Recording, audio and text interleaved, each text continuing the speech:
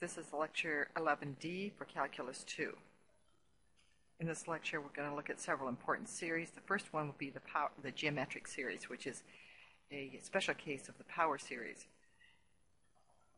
Here's the geometric series. It's a sum from 1 to infinity of a, some constant a, times r raised to the n minus first power. Okay, we're starting at 1, so we have the 0 term in here, which means we'll have the constant a right out front. This is just a polynomial with all the coefficients being constant. This converges to a, that constant, divided by 1 minus r, for the absolute value of r strictly less than 1. Otherwise, the geometric series diverges. For the power series, these a's are not constant. Each term can have each coefficient can be different. Here's a proof of the convergence of the geometric sequence. And geometric series, and like the geometric sequence, it will depend on the value of r. So let's take the case of r equal to 1. If r equals 1, then all these terms, 1 raised to the n minus 1 is going to be 1. So the series will be a plus a plus a plus a plus a. Obviously, it's divergent. For the other values of r, let's look at algebra. If you remember from algebra, the sum of the first n terms of a geometric series is a, that coefficient, times 1 minus r raised to the nth power over 1 minus r. Okay, we had to take care of the case of r equal 1 because otherwise we'd be dividing by 0. But these terms, this partial sum from algebra constitutes the partial sum for this series, and we can use it to determine the convergence of the series by looking at the limit of the partial sum. So let's take the partial sums, take the limit as n goes to infinity. If we pull the limit through this expression, after distributing the a through the parentheses, we end up with this constant times the same constant times the limit of r raised to the nth power. Okay, well, this is just the geometric sequence. And we know what happens there. If r is greater than 1, r to the n diverges. So the partial sums would be diverging, and the geometric series would diverge. If r is less than or equal to negative 1, again, r to the n diverges because of the geometric sequence. Therefore, these partial sums diverge, and the geometric series diverges. So right now, we have shown divergence for r greater than or equal to 1 and less than or equal to minus 1. So what we have left is the absolute value of r strictly less than 1. And from looking at the geometric sequence, we know that if the absolute value of r is strictly less than 1, then r raised to the nth power converges, and it converges to 0. So the result is the second term here goes to 0, and we're just left with the first term. So the geometric series converges for absolute value of r less than 1, and we know exactly what it converges to, a over 1 minus r. Here's an example of the geometric series. We have this repeating decimal, 0.111 in this case. And before we showed a convergence of this using the idea that it was a monotonically increasing sequence with an upper bound. Let's use this idea of geometric sequence and its convergence to show to find the limit. So let's write out these terms. We can write them out as 1/10 plus 100th plus 1,000th. So we're just writing out all the ones, okay? And if you could write this as an infinite sequence. Let's factor out 1 over 1/10, and then we have 1/10 raised to the n minus 1 power. That will give us a leading 1/10. Okay, so this is a geometric sequence. The a is 1/10, the r is 1/10.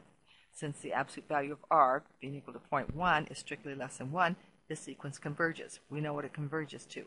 A divided by 1 minus r. So a is 1/10, r is 1/10. We end up with 1/9, which is the exact answer. Now let's look at the reciprocal powers of 2. And we're going to pull in the idea of the geometric sequence in a minute, but first we can look at this thing geometrically. So we have this infinite sum of 1 over 2 raised to the nth power, and I'm saying that the limit is 1. All right, it's a convergence series, and its limit is 1. So let's just look at, if you start that counter at 0 instead of at 1, you get 2. All right. Well, let's look at the one where you start the counter at 1. The first term is a half. Then you add in a fourth. Then you add in an eighth. Then you add in a 16th. And geometrically, you can see that you're covering this square. And the end result, if you sum up all these terms, you're going to end up with a 1.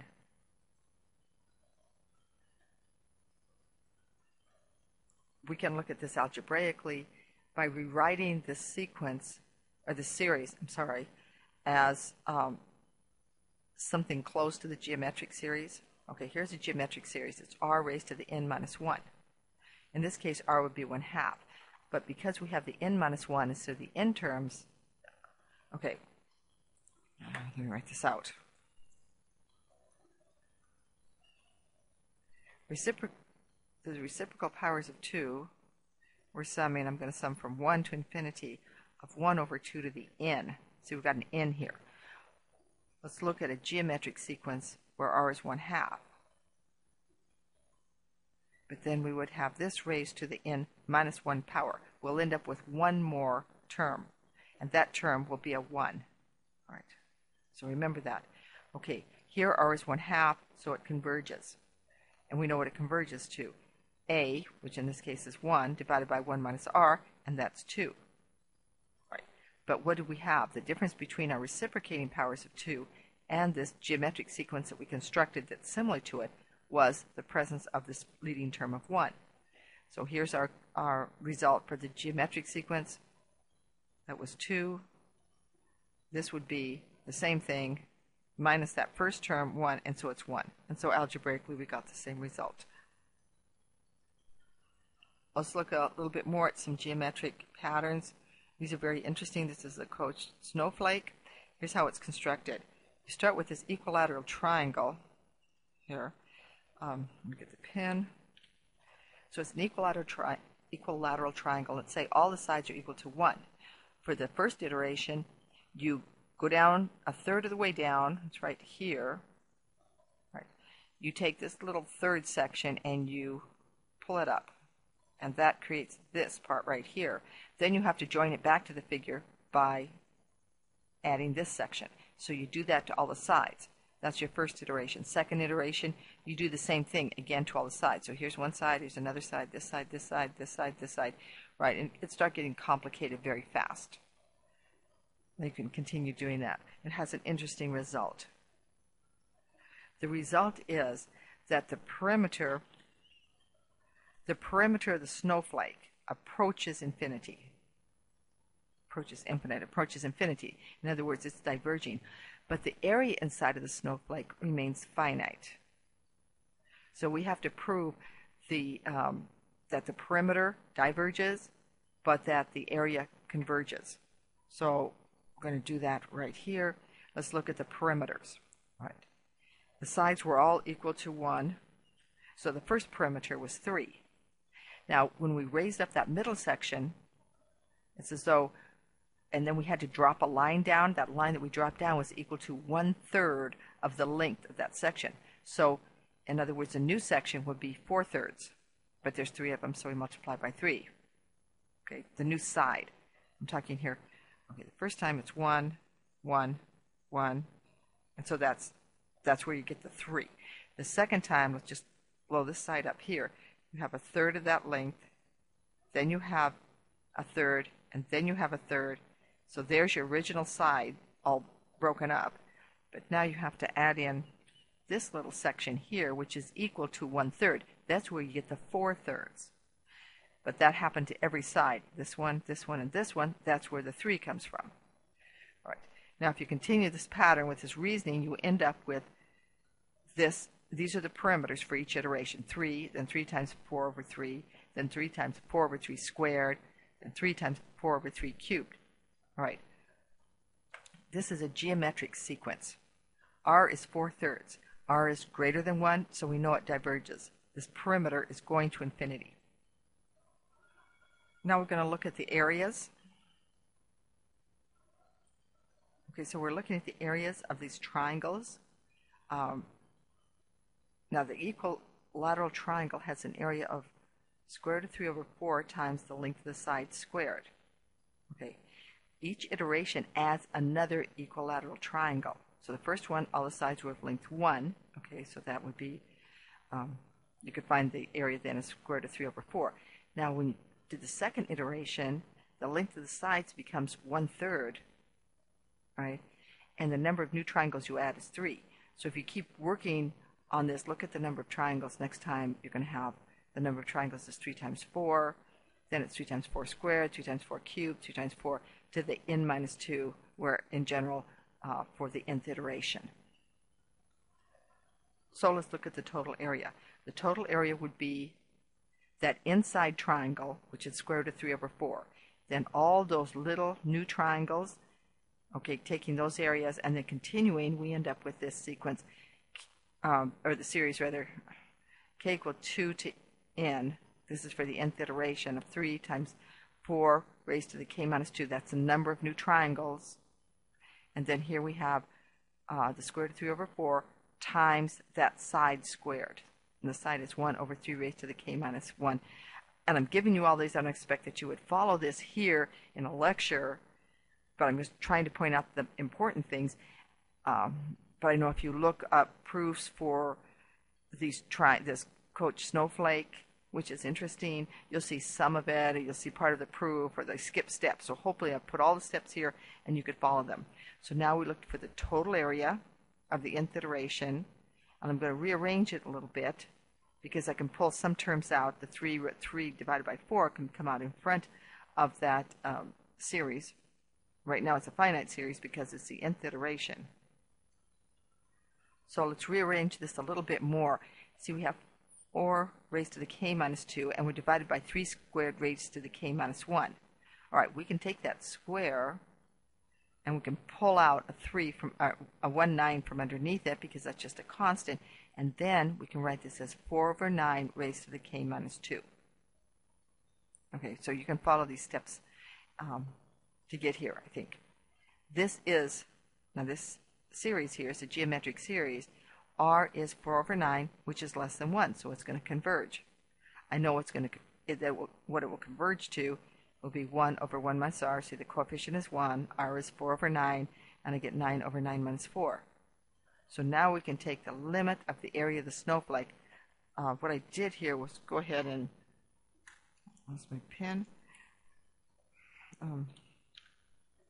So what I did is here, for the nth iteration, we're going from k equal 2 to n, and it's 4 over n raised to the k minus 2. All right, fine. In fact, we can redo this, the index here, because we have k minus 2 up here. Okay. So you see when k is 2, we're going to start with 0. So we could rewrite this, having this go from k equals 1 up to some number n minus 2. It doesn't matter. Right now we don't have to tag it to n because we're going to take the limit. But then the index would be k minus 1. So it would be a geometric series. So I went ahead and looked first at what's going to happen to this geometric series as n goes to infinity, because that's going to be what I'm going to look for in the end. And just looking at this piece right here, I find that as n goes to infinity, this converges to 9 over 9 minus 4. Right?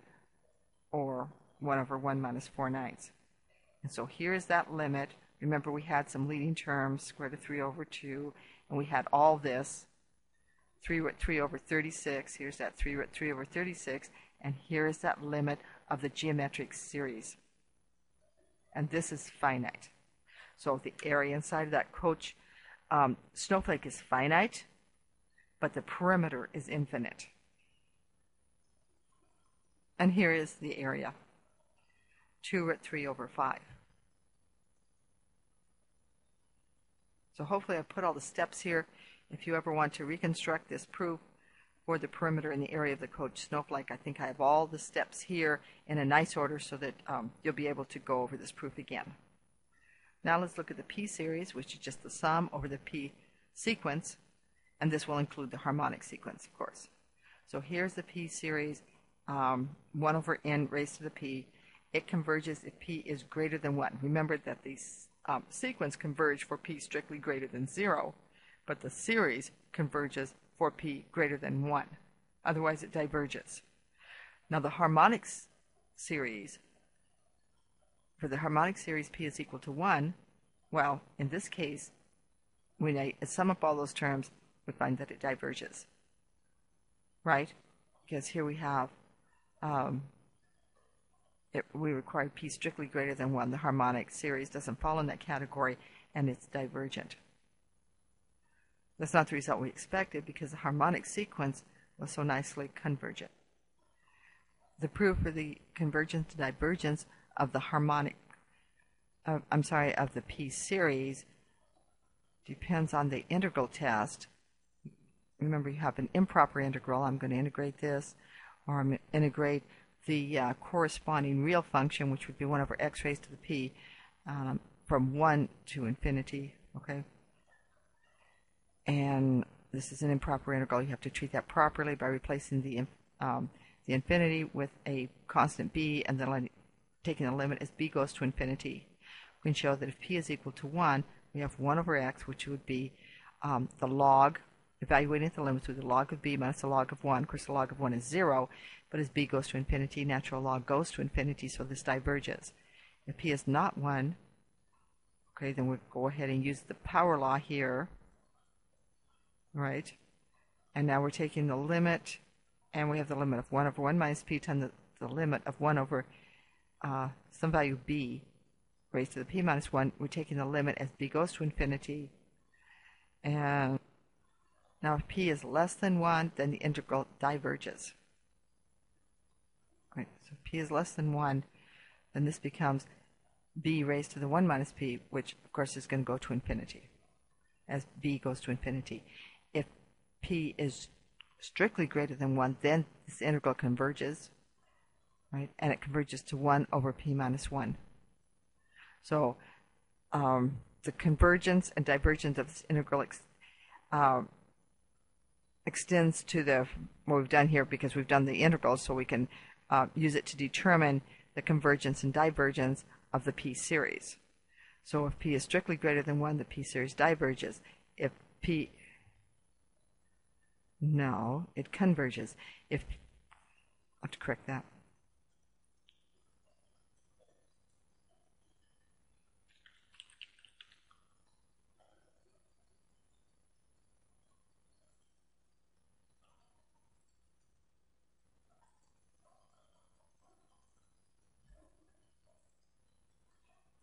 The other interesting result is its harmonic series diverges. Remember, the harmonic sequence converged, and in fact the terms converged to 0. But that is not enough for the harmonic series to converge. On the other hand, it does diverge very, very slowly. If you remember, there is the divergence test, the in-term divergence test, that if the terms do not converge to 0, then the series will diverge. However, if the terms converge to 0, that does not guarantee convergence of the series. I want to give a name to the convergent p series. Here is this p series, and it's convergent for p greater than 1. It has a name. It's called a Riemann zeta function. Here's the Greek zeta as the value of p. This is an important function in both math and physics. Right now I'm just presenting it so that you are familiar with the name in case that you sometimes see it later. In the history of math, this is a very famous, the zeta, Riemann zeta function is very famous. In fact, it was solved for p equal 2 by Euler, and it did make him famous at the age of 28. He determined the limit for when p equals 2 of the zeta function, that would be 1 over 2 squared, is pi squared over 6.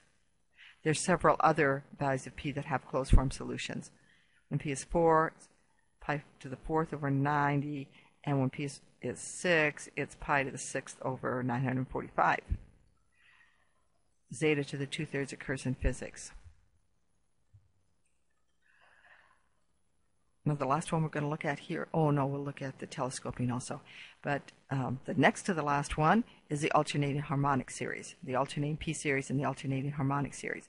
So here we have this p series, but it includes the factor minus 1 raised to the n plus 1. That's to allow it to change signs, like right here. This is the alternating harmonic series. And it converges when p is greater than 0. The harmonic series, in fact, converges to the natural log of 2. So this isn't expected. All we did was add the plus and minus signs in there, and we have that this series is converging for p strictly greater than 0. If we don't have the plus and minus signs in here, then it only converges if p is strictly greater than 1. The proof can be proved using the alternating series test.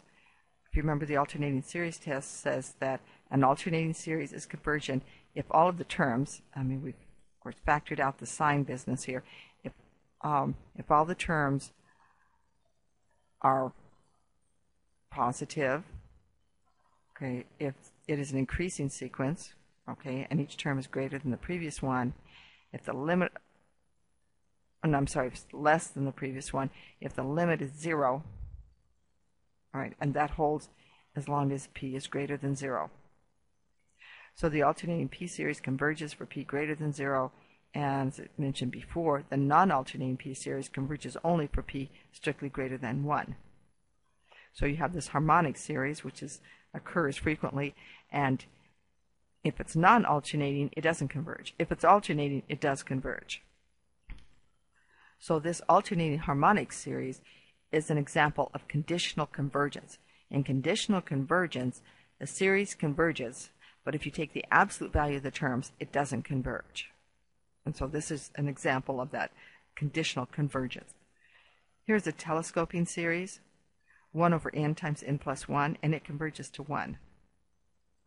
And here's how it works out. Let's rewrite this. We'll use partial fractions. 1 over 1 plus n you can write as 1 over n minus 1 over n plus 1. Right.